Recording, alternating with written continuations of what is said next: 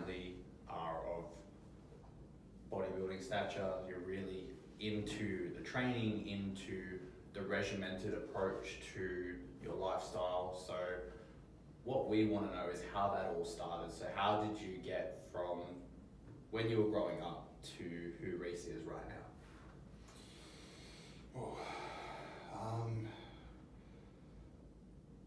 Pretty much had a very normal childhood.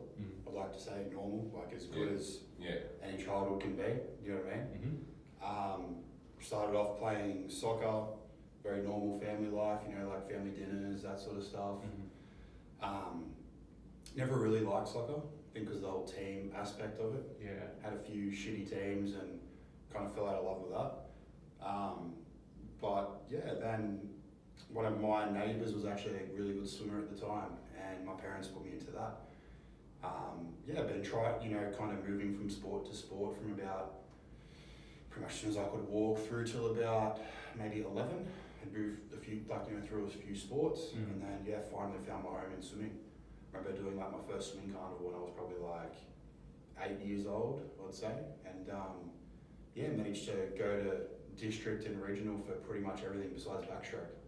Yeah, wow. But then after that all was the forward swim. strokes. Hey? All the forward strokes. Yeah, all the forward strokes, definitely.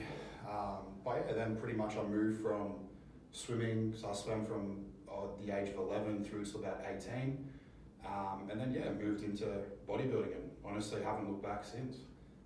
Yeah, we've been us being mates for a long time. Like I've definitely seen the changes, not the swimming to bodybuilding changes, because we met after you got into your bodybuilding journey, but at the same time, like from the stories that you've told me and the conversations that we've had, like the changes have been significant. And so my next question is then, what did you take away from swimming, like the disciplines and the lessons and the values that you now apply into bodybuilding?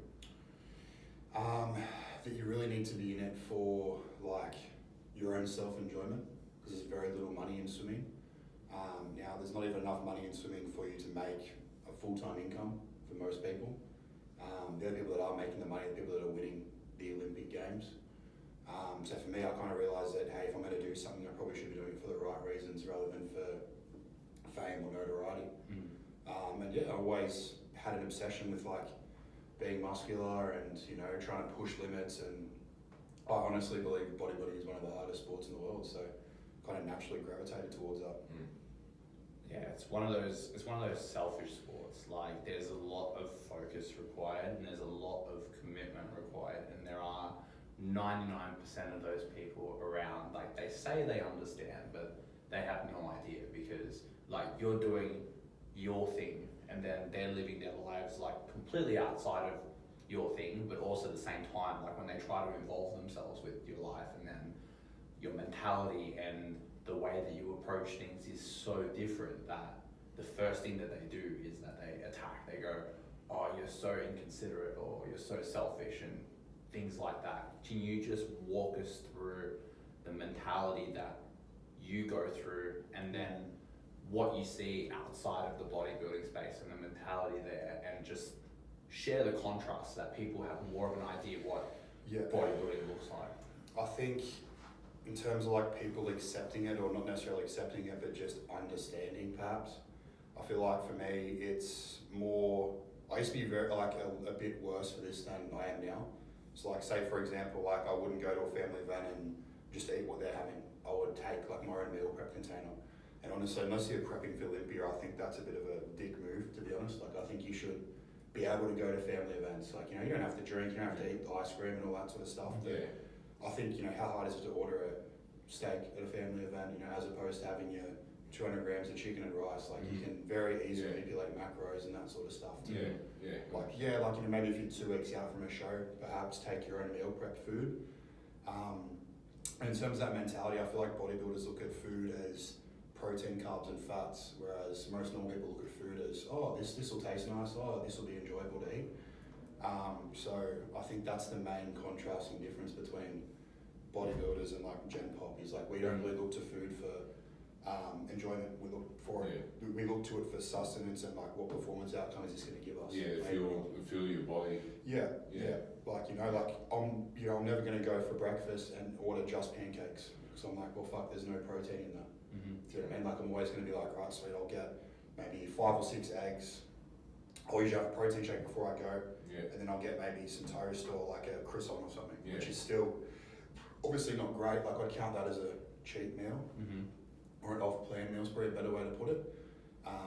But I really don't think it needs to be as scrutinising as what it is and as like strict as what it is for most people that bodybuild. Yeah. I use that because most people call themselves bodybuilders, but they don't compete or really do anything with it. So yeah, I think that's the main difference, and that's the way bodybuilders look at food and the general population looks at us as well. So when you started in competitive bodybuilding, we'll call it competitive bodybuilding, so there would have been a different side to you. So you talk about how you don't really need to scrutinise unless you're really competing at an elite level. Yeah. So to me, it feels as though that comes from a place of experiencing that yourself, where you would have been heavily scrutinising yourself on taking certain meals to events and doing other different things. And so what journey did you go through to arrive at that conclusion? I'm naturally an introvert anyway, so I don't really have an issue being the outcast or being the odd one out at any sort of table. Doesn't bother me at all. Especially now, in like the last 5-6 years, gaining the confidence to be who I am. You don't really care as much what people think. You're just happy to do what you're doing. But irrelevant of that, I think what happened with me was I kind of realised like, hey, am I going to gain that much of performance outcome by taking this Tupperware container and having the 20,000 conversations I'm going to have at the dinner table explaining this?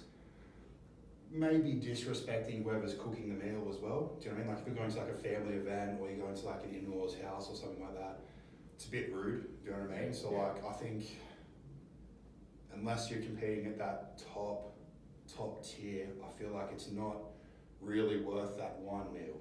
Do you know what I mean? Like is it really worth it? Not really. Yeah. Do you know what I mean? Like, and honestly, most people are happy to cook and cater to you. Do you know what I mean? Like most people aren't going to be like, oh, no, you can't bring anything, or no, this is what we're serving, this is all we're having. Like, most people are pretty generous and pretty understanding. They're gonna be like, hey, look, you can't eat pasta, so what we'll do is we'll cook a steak for you or something instead. Yeah. Like, it's very, very easy. So, pretty much what kind of led me to that was I was like, I'm not really gaining any benefit from having these conversations, these difficult, awkward conversations with people over one meal. I'm not gaining any performance benefit. If I was gaining performance benefit, 100%, I'd be going there with my Tupperware containers, I'd be taking my kitchen scales, everything else. One meal in the grand scheme of things over 10 weeks does not make a difference.